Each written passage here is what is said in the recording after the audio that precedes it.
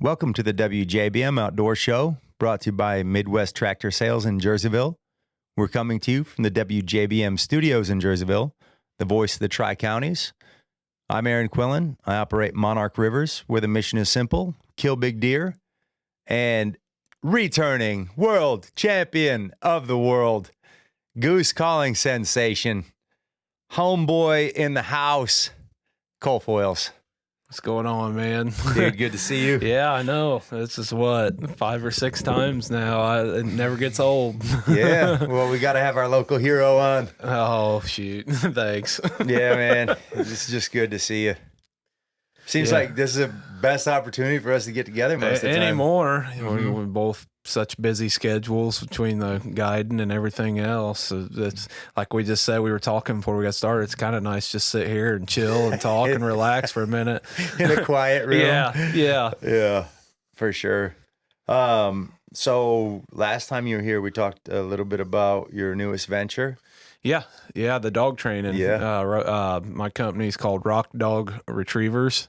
It was right. We did a postseason turkey recap, and right after that started or ended, I was starting this up, and man, it has took off. It been busy. Me and Joe Carey were talking last night. I engraved some calls for him, and we were saying how dog training's a lot like dairy farming. Yeah, you're married to those dogs. You're not going nowhere. But I enjoy it. I really do. It was really cool. I'm still going, but with guiding coming up, probably going to slow down here a little bit on dogs. But did my first dozen this year, finished start to finish. Awesome. Everybody's looking sharp, and I got a couple more I'm going to do here after this batch goes home. So we're cranking them out. Hopefully got them ready for their future, and everybody's looking pretty sharp. So, but yeah, I'm learning. I'm learning like those dogs are too. It's so cool. They all got their own personality. It's just like I look back to what my teachers back in school were probably going through with 30 of us, Right. You're like a coach / teacher. That's cool. But no, it's awesome, man. And everybody who's reached out or sent dogs or whatever, I can't thank you guys enough for it. And good people that's brought dogs this year. Thank you for believing in Rock Dog Retrievers, and we're going to keep going at it, man.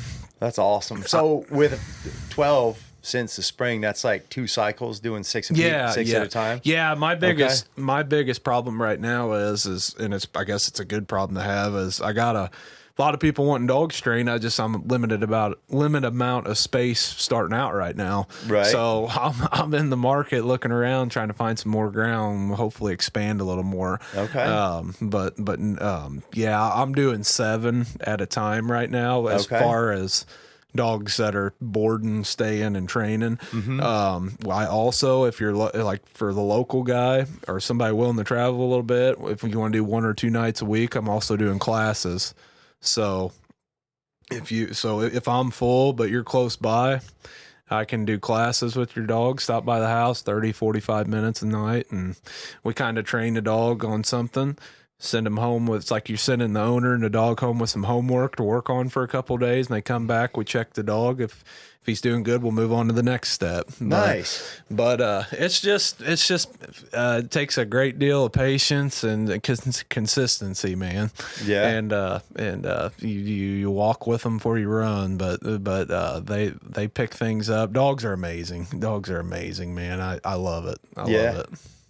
Well, Bubs told me that his dog's killing it. Yeah, Ranger. I call him Ranger Danger. He was. It's cool too because the litter Ranger come out of, I've trained 4 of them out of it this year. I got 4 brothers I've done, and then we got 1 more. So I almost got the whole litter. That's trained. Awesome. That's really cool. But Ranger, he was the run of the litter, and he's my little. I always call him my little engine that could. He's come a long way, and I can't wait to see his future. He's going to be a good dog. But he's done honestly, but we're just keeping him sharp till duck season's what we decided on. and I don't care. He's a fun dog to work. He can stay as long as he wants. That's awesome. Stays too long, I'll be running him this year. But it's great too, because I've always trained my own dogs before all this, but my dogs got to be appreciating it too, because they're getting worked more than they would without this. So it's kind of cool. My dogs are staying sharp and in shape and doing good along with all the students. That's awesome. Yeah, and they're probably teaching as much as I'm teaching, Right. So and I see most of your stuff where you're doing the training on Snapchat. Is that kind of the best way to? Yeah, and that's one thing I try to offer. I know people get bummed out when their dogs go off to school, but what I try to do, if like say the owners have the husband and wife or whatever's got Snapchat, I will start a group snap with you and send pics and videos of progress reports every day. Nice. Try to keep them updated. And if they want pictures, because you miss out on, the growing up of the puppy, they want pictures, whatever, they got them. Right. And, and it's also letting them know where their dog's at and, how they're doing. So, but if you don't have Snapchat, that's fine. We'll send videos through text or whatever, and it's good content for my page as well. So yeah, well, you've always been good at running Snapchat. Yeah, like just communication between friends. In the world we live in today, you got to stay up on your social media and stuff, and it's took this thing a long way, and it's kind of a double-edged sword, but that's for some things. But no, it helps business a lot. Yeah. And like I said, everybody gets to keep tabs on their dog. Well, the thing about Snapchat to me, like so many grown men like use Snapchat as their primary form of communication. Yeah, but JD, all them guys. But I'll tell you what ticks me off is when somebody won't answer their phone for a phone call, but 2 seconds later answer you on Snap or text you on or message you on Snap. What'd you need? A phone was created to make a phone call. So. But Snapchat notification. Like people think I'm weird. I'm like, I just called you. That's what this phone was made for. That's awesome. But no, man, these dogs have been fun. It seems like we're averaging probably start to finish right now 2 to 2.5 months. It depends on the dog. Okay.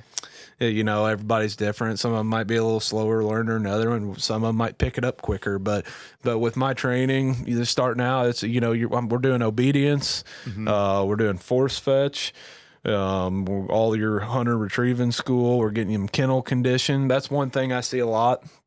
In a dog's career, he's going to hunt a blind. He's going to hunt. Most of us hunt out of duck blinds with a ramp going to a dog box. I got those pit boxes.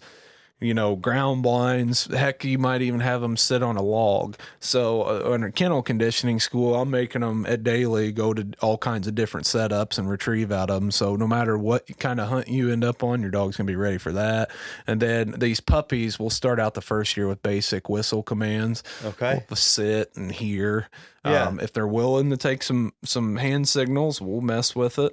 But a lot of times I bring them back the next year, and that's when we really work on hand signals. But or that's the plan. But that's what I always did with my dogs. But no, we then we'll shoot over them. Make sure they're comfortable, not gun shy. And then I got wings and frozen birds and whatever. Make sure that they're ready to pack the real deal. And then I got a whole series of tests right before they go home. I'll run them through, and if they pass all them tests, I'll call the owner and say, "Hey, your dog's ready," and we'll get them on their way. That's awesome. Yep. Okay. With regard to like when you're training these dogs,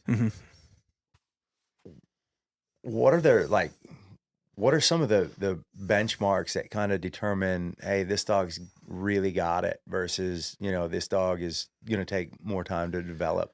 It's just a lot of it, man. You see how into it they are, for as far as, their heads up high, their ears are forward, tails wagging, they're ready to go. Yeah. Versus one dog, you might pick up a bumper and start moving it around. He ain't making eye contact. He could care less. So you got to work a little harder to get some drive into him. Okay. And if you get a dog that's low drive like that, one thing I've found you think we need to throw more bumpers. We need to throw more bumpers, and he'll find his way.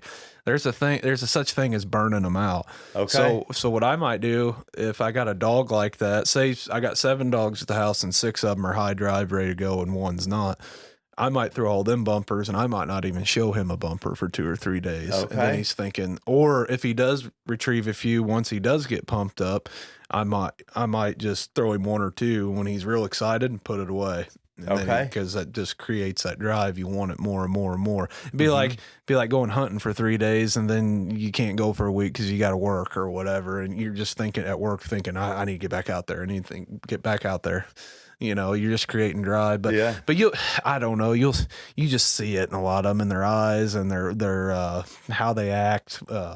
But man, it's funny. Like I said, they all got their own personality. Some of them, you know, it's amazing what you get 2 or 3 within a week, what you can teach versus you get another one and you might spend a month on getting to certain points. And then you got this other one that's already like 10 steps ahead. So, but I'll take notes on them too. When you're working a lot of dogs like that, you don't want to forget. Yeah. Take notes and see where we're at and just kind of make a program and work your way through it. Yeah. All right. It certainly helps when they come from a good bloodline. It really does. You can really tell, can't you? Yeah, you can really. It really helps. It's just like a good athlete coming from a good. It's like the Mannings. You know, you got a good bloodline like that. Right. Everybody's going pro. You know? Did you see that where Arch stood over some dude? Yeah. There was like a comment that was like he just stood over a future progressive claims adjuster. Yeah. Yeah, that was hilarious. Yep. That's good, man. But no, it's going good. Going All good. right. Well, we're going to take a quick break, hear a word from the sponsors. We'll be right back. Welcome back to the WJBM Outdoor Show, brought to you by Midwest Tractor Sales in Jerseyville. We're coming to you from the WJBM studios in Jerseyville, the voice of the Tri-Counties. I'm Aaron Quillen. I operate Monarch Rivers, where the mission is simple: kill big deer. Returning world champion of the world, Goose calling machine, Cole Foils in the house. We're back. We are back. We were just talking about training dogs for y'all just joining. You did some early season hunting this year. Yeah, I went on a couple hunts when I could get free from the dogs. Right. I've been real busy with the training, so I didn't get out scouting near as much. But I had some buddies. Bub, them guys, they did their scouting around their area, and I for once I went on some invite hunts. That was kind of nice. But no, we had a couple of real nice hunts. You know, we didn't just burn the barn down, but we enough to keep you plenty happy. Some good quality working birds, and no, it was good to pull the trigger again. As far as the early teal went, It was pretty rough for the most part. I didn't get out a lot, but it was crazy.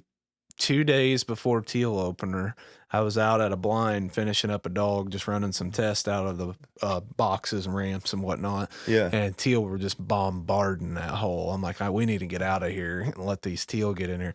Well, what it was, if you look at it, that Thursday, Friday was like 2 days of hard north winds. Yeah. And then it just went to like stale weather again. And I think all it was they were migrating through and just making pit stops. I heard of a few guys doing good opening day, okay. but after that, it was pretty well a flop. We had guys go to that exact spot, and I went that Sunday, and we never even seen a teal. Really? And I was training dogs 2 days before, like I said, and you couldn't beat them out of there. Yeah. So, but no, if you ask me if you want a duck or a goose, I'll take a goose any day. So we got a couple good goose hunts in. That was fun. You got a band? Yeah. The band train keeps rolling. I got one the first hunt of the year. I said I got that out of the way pretty quick. Right. Did you hear that story? No. So like I said, I went on a couple invite hunts this year. So if we would have shot into a group of geese and there would have been a band in it, it would have been, in my opinion, I wasn't taking it. It's to whoever, got the decoys or got the field or whatever. So what happened was we had shot a couple geese, and one of them sailed off. So I sent my dog after it, Rock. And when he went and got it, here come another goose, a single. So I laid down out in the field, and this thing circled like 3 times. It would never get right for them, but it would come right over me. Well, after like the 3rd time, I heard Bub yell, "Go ahead and shoot that thing." And so I raised up and shot it. It was banded. I was like, yeah, I'll probably go ahead and take this one. But it worked out. They all went out the next night and shot a pile of geese. They had a real good hunt, and they all got they shot a bunch, and there was like 5 or 6 bands in that bunch. No way. And they were all banded the same as this one. There was just some locals around that had been banded, but so they all got a band too out of the deal in the end. So that was cool. That was cool. Awesome. But yeah, that's typical Coal Foil's luck, ain't it? On bands, right? If I don't have luck on anything else, at least I got it for a band here and there. Dude, that's for sure. So yeah, I got that out of the way. But no, it was nice pulling the trigger again, watching some honkers come in. I just love it. And sitting and standing corn, you don't get to do that a lot around here. So it's just the early season if you hit it right. But so that was cool. That was cool. Nice. So you guys camouflage. What was the setup like? You had a farm pond or something like that? Yeah, some like standing corn around it? No, we were dry field hunting. It was a half pick cornfield. So when you can do that, it's the best. You just sit. You always worry when you're hunting, fields and stuff, if you got too many people to hide. Well, when there's some standing corn, you can hunt as many people as you want. You get about 2 to 3 rows inside that corn. Yeah. And just tuck right in, get you a good chair, sit in there, and they have no idea you're in there. Yeah. Just hold still. And it's a great setup. If I could hunt it all year like that, I would, but there ain't no standing corn by then. Right. in the late season. But no, I love that type of setup. You run a couple, 3 dozen full body decoys and put them in family groups, just like you're seeing them in the fields, and sit there and let them get up off the roost and see what happens. Right. Yep. And they're obviously feeding out there, and if it's that early, and I mean, early season, it can be the best thing ever or your worst nightmare. I mean, you also got dove opener. So what we ran into the first hunt, you'd have geese working real nice, and then it was almost like you're hunting public because you'd have dove field shooting, and then the geese would flare or slide off. Or if it's like some areas, you might be dependent on a park pond where the geese are roosting coming out to a field. Well, if somebody goes and runs their dog, early and busts the roost, that could just make them go the other way or whatever. Right. There's 100 possibilities early season, but but if you do your homework and everything works out, it's usually a game on. Let me ask your opinion on this. So, partially cut cornfield, right? So that time of year, it's pretty fresh cut. Yeah. What do you think is more likely the scenario? Do you think geese are going to use that field because there are fewer cut fields available? Or do you think a fresh cut field is like the dinner bell to a goose in the same way it is to a whitetail? I don't think there's a wrong answer on that. I think it's a little bit of both. Okay. You got fresh cut, like you said, food dinner bell, and then usually those first 10 days of September anyway, there's a limited amount of fields picked. Right. So you can really center it. Like I know usually towards the end of early goose season, those last few days, they're starting to get a lot more fields getting picked, and there's a lot more options. But yeah, if you got an area where there's just one field picked, all game on, but no, it's fresh, easy picking for food and everything else. So yeah, I think a little bit of both. Yeah. And so most of the time during like regular duck and goose season, most of the fields are already picked.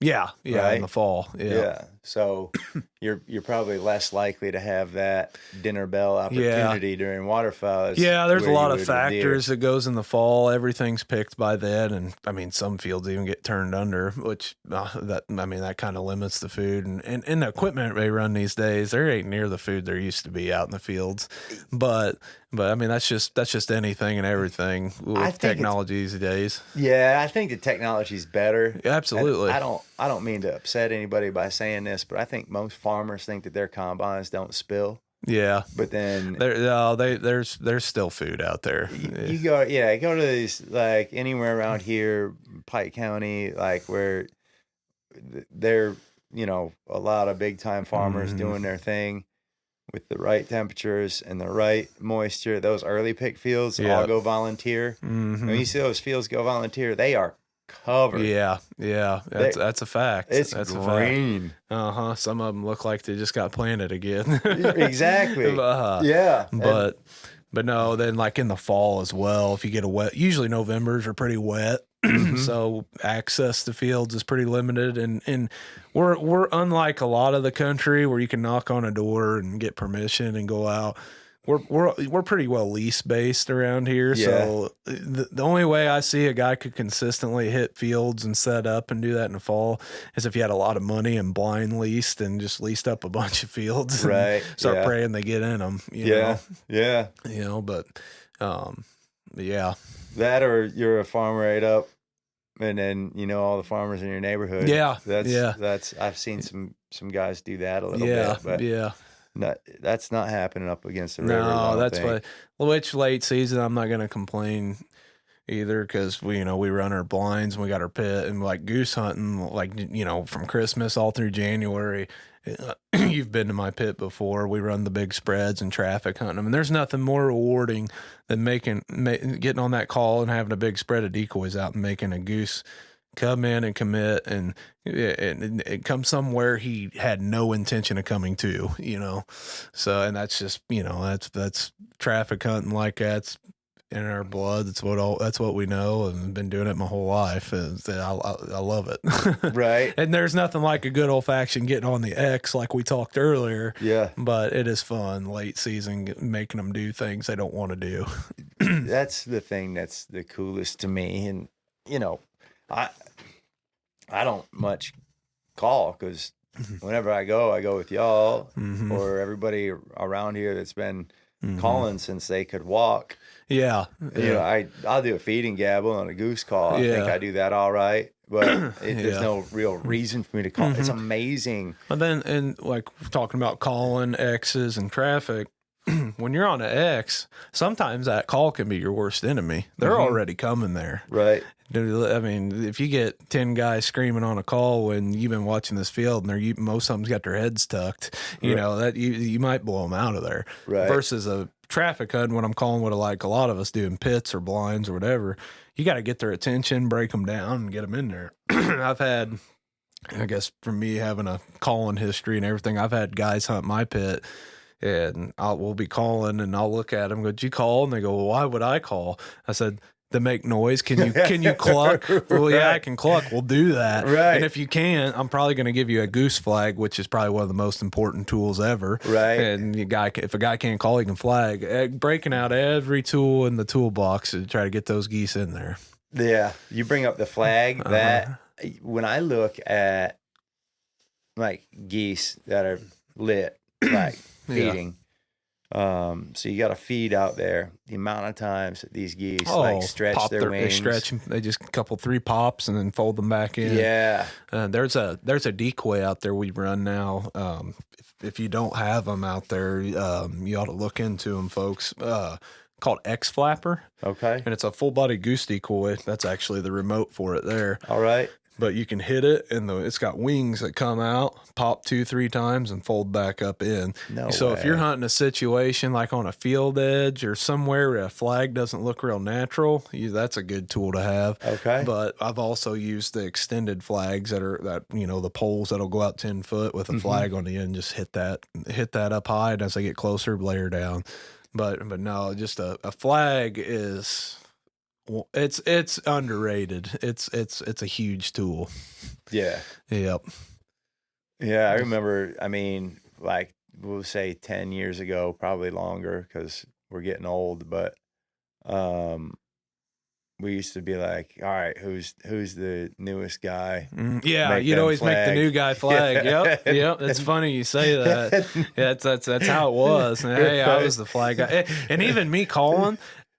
If we got 4 flags in the pit and a couple guys grab them, it's always somebody's like, "Well, you're calling, give me a flag." No. I want a flag just so on a swing or something I can just hit it 2 or 3 times, because it's just that important. Yeah. Good calling will take you a long way, but that little extra pop on a swing or whatever, man, it sure helps. It's an eye catcher. Yeah, no doubt. All right. I hate to put you on the spot, but we got a world champion of the world in the I'm house. gonna blow some calls. Yeah, dude. Yeah. Yeah. You were talking about the hunting traffic, making a goose do, something that it wasn't intending on doing. How do you get their attention? When we start out, you're seeing geese at a distance. Yeah. So you're gonna use what we call like hail calls or greeting notes or whatever, which is like honks and clucks, or some big moans, stuff like that. Yeah. I'll give you an example of, but you're going to start out that with getting their attention. So I'll blow a few notes.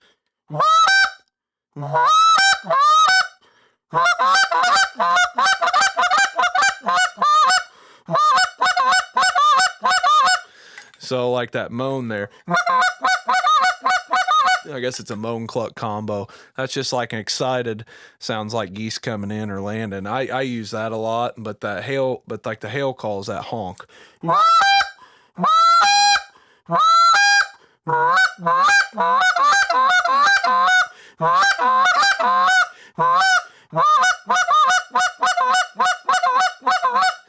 So there's a few notes you can use kind of to catch their ear. Yeah. A spit note's a good note too. I use it for at a distance as well as a finishing note, and it's a honk, but it's a different. You're literally kind of like almost like like you're spitting in a call.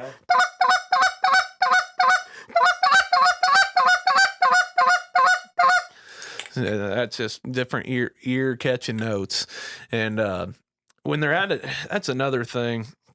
This call is kind of tuned mid-range. Yeah. I didn't pack a higher pitch call. I could tune this one into it, but a lot of guys say I need a big goose call. I need a big goose sounding call, deeper sounding call. Yeah, I agree.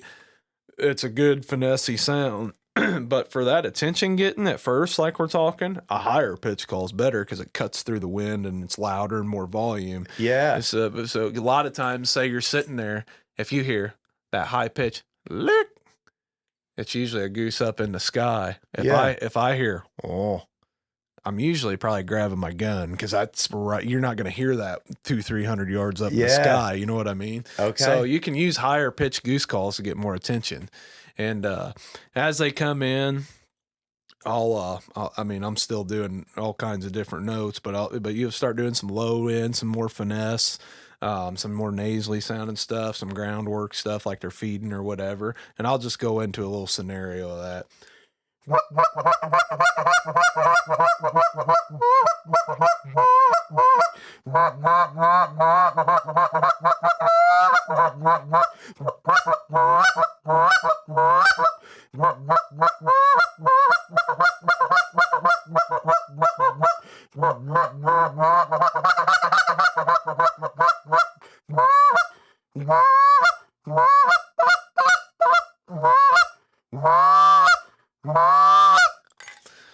So there's some kind of low end stuff you can do. I don't know how many geese, if you guys heard that growling sound, we call that a feed growl. I don't know how many geese on that last pass I've hit them with that. It's either like a growl cluck combo or just the feed growl. I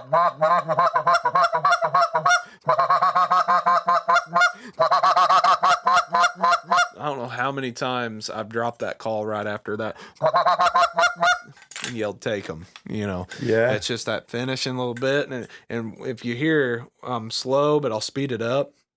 And a lot of times I'm just hitting that kind of slow and they're coming. Now let's just say they're trying to slide left or right. As they slide left or right, and when you speed it up, it'll center them back up again.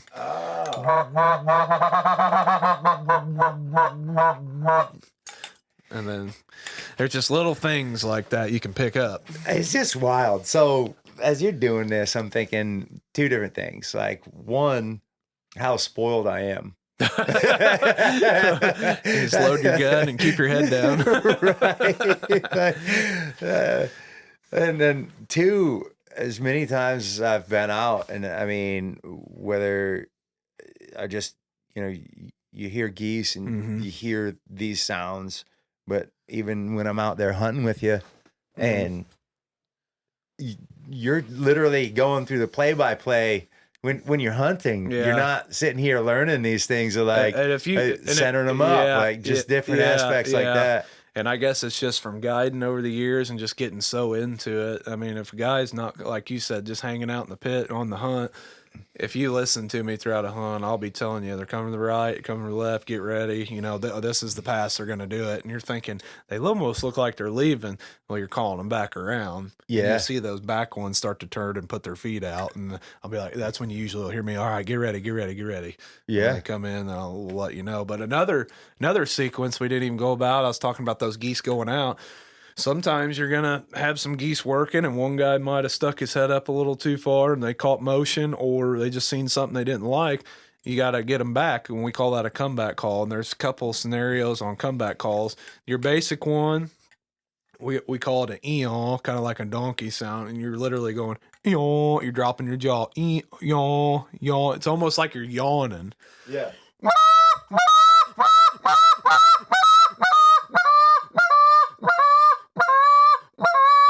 And then there's another one I'll do. It's a little more, it's got some kind of like a triple cluck in it.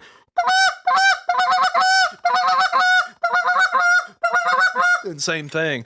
I might get excited with it, but as they swing back around, you'll hear me slow down again.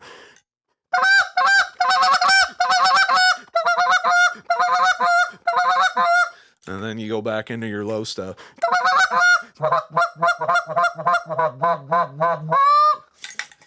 You're like a musician, but for nature, dude. Yeah. I heard, I was watching a podcast the other day, and Jace Robertson was teaching on duck calling. He was talking about different notes and stuff. And he said, you're flirting with nature. it's like you're out there, you're saying the right things and you're flirting with them. Get them in there.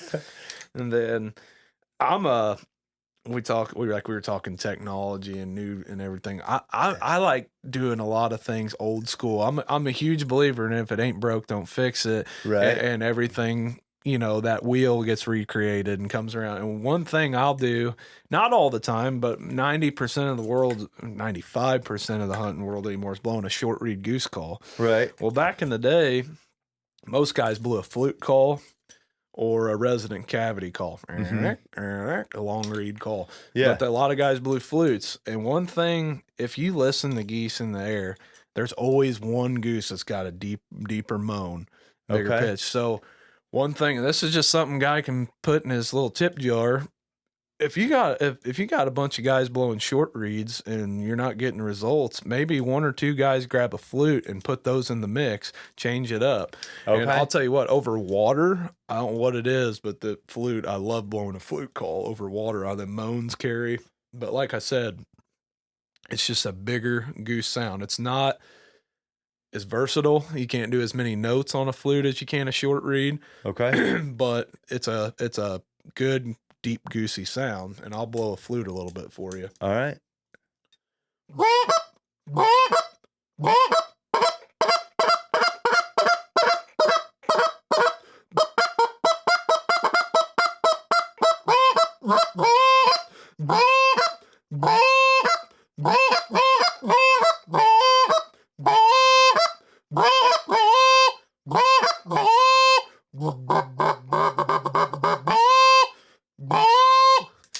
But it's just got that bigger goose tone. Okay. So there's nothing better than going old school on them every once in a while and show you that old stuff still works, you know. Dude, that's awesome.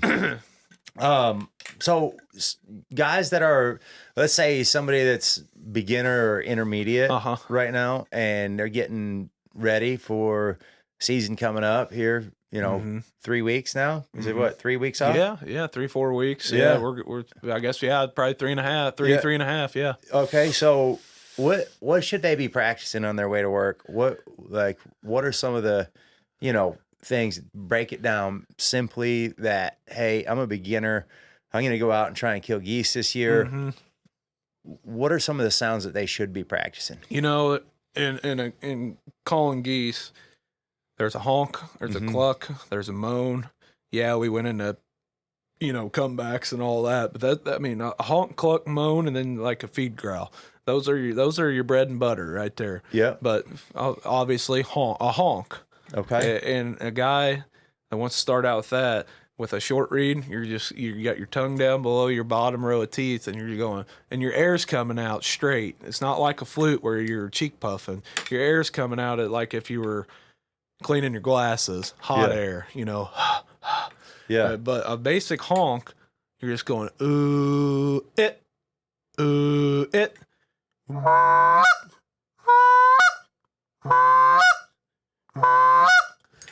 And then the cluck is the second part of a honk. Okay. I said ooh it. A cluck's just it.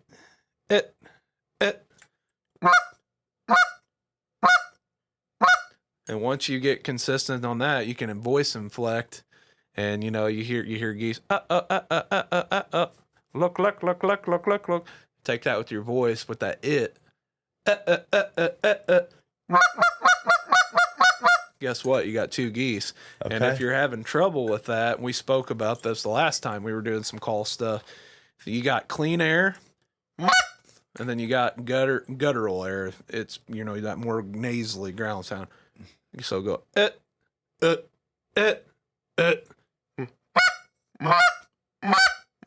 or vice versa. And that's like two geese, you know, talking to each other. And then that feed growl, it's going to be like the easiest way to teach it. It's almost like literally what we're saying, growling. Grr, grr, grr, grr. I've even told guys say dur, dur, dur, dur, but you gotta keep your tongue down. Dur, dur, dur. And if you can't get that, think about, put a little buzz in your throat, but think about like when you're gargling mouthwash. Go, go, go, go, go, go, go, go. So there's 2 or 3 different ways to learn a feed growl. Okay. And then a moan's, like I said earlier, it's just like you're yawning. That jaw's got to drop. Yaw, yaw.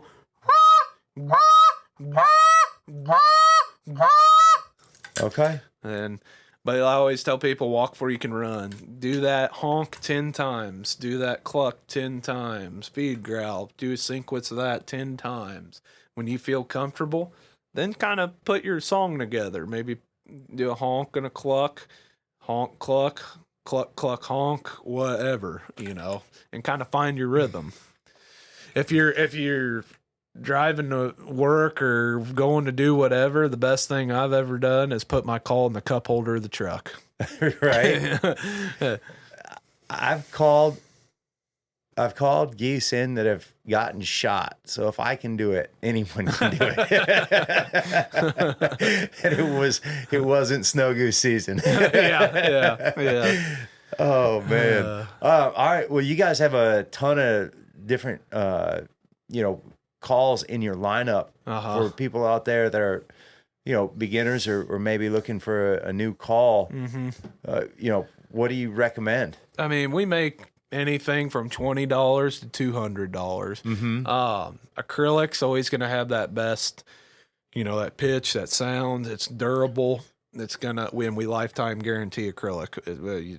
Cracks or breaks down the road, send it in. We're going to replace it for you. Okay. But if you're looking for a starter call, if you want to spend the money, a straight me honker, bread and butter. First call we ever made in '99 and still the best seller to this day. It's one of those calls that's easy to learn on, but it's going to grow with you as your hunting career goes on. Now, if you're kind of on the ropes and not wanting to spend quite that much, you go more in our polycarbonate lineup. It's just cheaper because it's a cheaper material. Yeah. It's a molded call.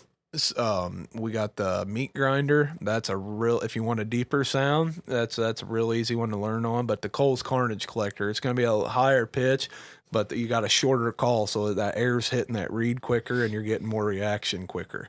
So that's probably going to be your best bet. I mean, as far as like pick it up real quick if you don't want to spend a lot of money. Okay. We make all wood calls. Wood's got a nice goosey hollow, if you want to tone it down, if on a no wind day or something, wood's real nice, but we all know how wood is. Mm-hmm. Wood is probably going to get cold, wet, swell, and you might get a crack down the road. So that's just wood, but man, if you take care of your wood call, that's a good goosey sound. Okay. What I always tell people a lot with an all wood call after a hunt, a lanyard has loops on it to hold each part of your call.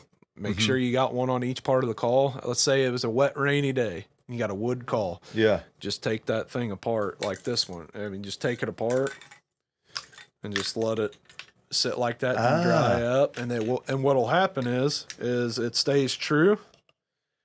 And then nothing swells together and gets stuck and cracks. So wood's a little more maintenance. Yeah. Okay. All right. But no, if you're wanting acrylic, wanting something that lasts you a lifetime, get a straight meat honker. Yeah. I mean, right there. Dude, I'm still blowing one. I think there's guys all over the country that have been I would for love years. to know how many geese have fell to that call over the years. Yeah. Well, over the years. Guys that have been hunting forever, they've got their lanyard, possibly different. Most of them are going to have that straight meat honker still on there. That's a fact. Yeah. All right. Well, we're going to take another break. Hear a word from our sponsors. We'll be right back. Welcome back to the WJBM Outdoor Show, brought to you by Midwest Tractor Sales in Jerseyville. We're coming to you from the WJBM studios in Jerseyville, the voice of the Tri-Counties. I'm Aaron Quillen. I operate Monarch Rivers, where the mission is simple: kill big deer. And we have with us, for just joining, Cole Foyles, world champion of the world.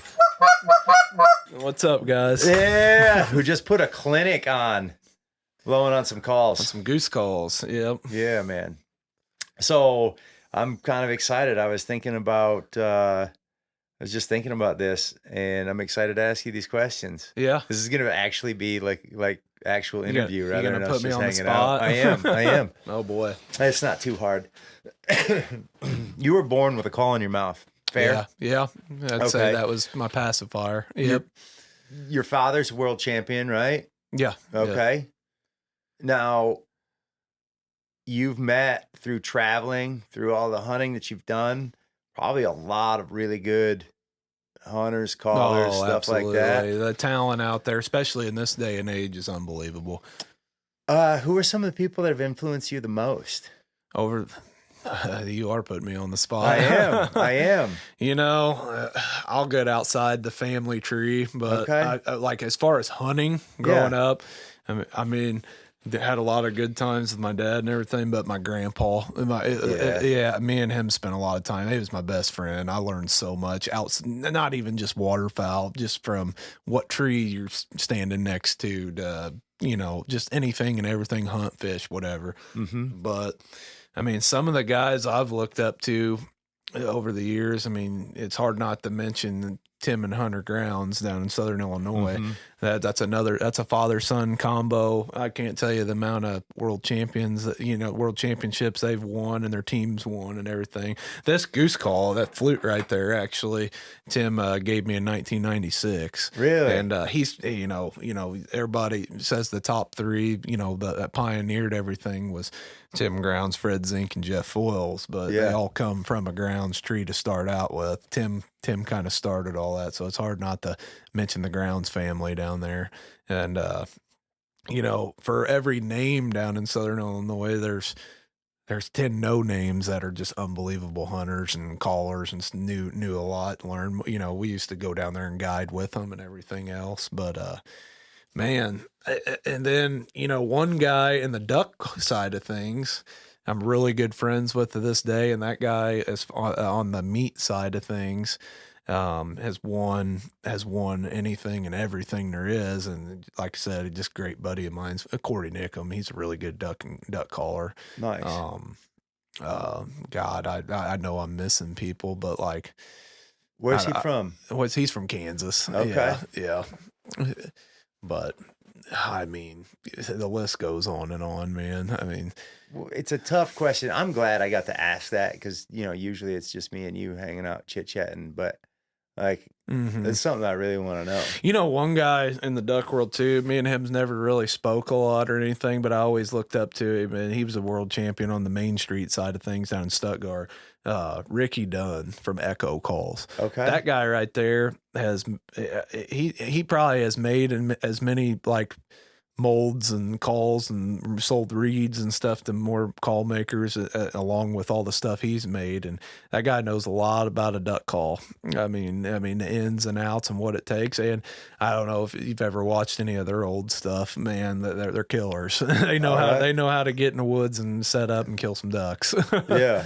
You know, but man, yeah, I mean, just even local, there's several guys I grew up hunting with and stuff, and like older guys and whatever that took care of me, and now I'm taking care of them. You know, I always looked up to as well. You know.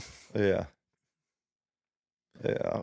So I think a lot about specs, and they're so, to me, it's like another level. Mm-hmm. The speckle bellies? Yeah. Yeah. Yeah. They're the honestly the new goose of the world.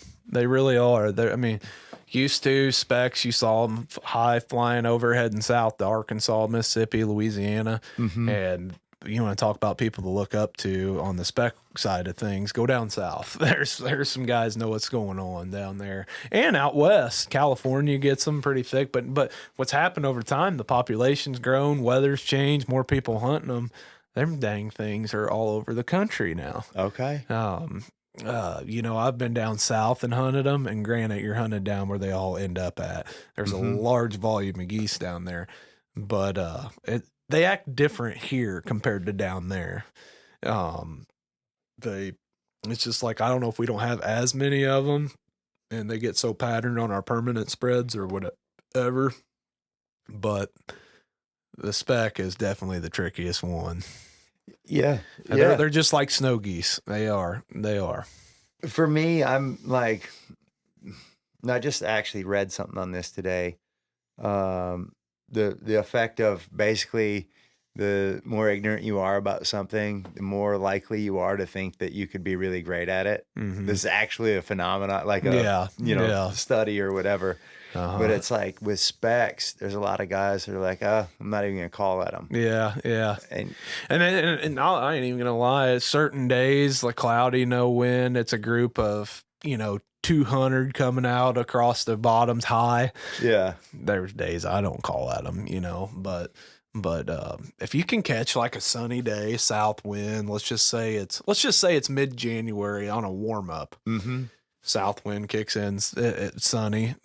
Not only are the ones around the area feeling a little froggier, but you're getting new ones trying to reverse migrate, get a little early push to go back north, and you can have some fun with them. It seems to me it's always a beautiful day like that, or the nastiest day you've ever seen, where their windshields they're clogged and they're trying to see where to get down if either flying low, and you got them. You know? But those sunshine, like what we like for snow geese and whatever.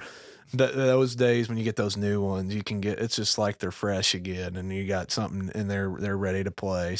And where I think a lot of guys struggle with specs around here, if there's no snow on the ground, it seems like to me, and like I said, this is my opinion, but it just seems like to me, you got to choose whether you're going to hunt Canada geese or speckle bellies. Okay. Most guys put a big permanent spread out. We're typically Canadas, so we put out a big honker spread and then a few specks off to the side. You get some, you do, but it's never consistent, but if the snow's on the ground, I guess it's a visual. They see them dark decoys, here they come, and you do a lot better on them. Now, what we've done when there's no snow on the ground and it's a good head start for conservation season, is we'll get our snow goose spread out and ready. And then we got, we're all about numbers here, but we got about 5 dozen good looking spec decoys. We'll take 3 to 5 dozen of them and we'll set them for the wind in an opening where they're very visible. Okay. I think what happens is they already mingle with snow geese, but on a nice day, they see that spread from so far away. And as they come, then you start calling, and then they're looking for everybody. And when they get down, they find the decoys, they decoy to them, game on. Okay. But a lot of guys want to put their spec decoys way out, whatever, to the side. I mean, you can sprinkle a few out, but Them Specs, I've never, out of all the geese, they are looking where that sound's coming from. We'll put a dozen right around the pit, right on the pit. Okay. Because and usually they'll be uprights, maybe a few feeders mixed in, because a goose is making more noise with his head up than down. So we try to let them know where the Specs are, because like I said, they're a tricky bird. Right. You think of things, but people think you're nuts to try to kill those things. Well, it's like you heard it here first. I mean, the props are coming out of the bottoms. It's time to get your snow goose spread out. Yeah. I heard Specs. What was that? 2 nights ago, I heard Specs flying over. Really? Already, Oh, man. It's unbelievable. But no, they are definitely taking over. Yeah. And they are, when it's on, it is fun. And you want to talk about a good eating goose. That's the finest one you'll eat. Them speckle bellies. And they make a good wall mount if you kill a mature one. All right. Yep. Yeah. Well, I'll tell you, there's probably not that many people that can call them around here as good as you can. And I don't know. I don't know. Like I said, them Specs, though, they can make me look like I don't know a thing about them some days. Well, that's nature. That'd do that to anybody, right? Oh yeah. But yeah, you definitely got to finesse them. That's for sure. Right on. Well, give everybody the contact info for the shop and how to find you on social. If you want to call into the shop, our phone number is 618-232-9500. But we do have a website, www.foilstraightmeat.com. Or I'm sorry, I just butchered that. www.foilsmigrators.com. I'm thinking of our old website. And then awesome. If you guys, I'm kind of going to have to slow down here, but if you're looking for a pup for next spring to get trained up, look up Rock Dog Retrievers. That is my training company, and my phone number is 618-535-9899. Feel free to text me, call me, whatever. And Foils Migrators and Rock Dog Retrievers both has Facebook pages. We're pretty frequent on social media, letting you guys know what's going on. So just check us out. Dude, thank you so much. Yeah, no problem, buddy. Let's do it again. Yeah, sometime. For sure. It's good to spend some time with you. For sure.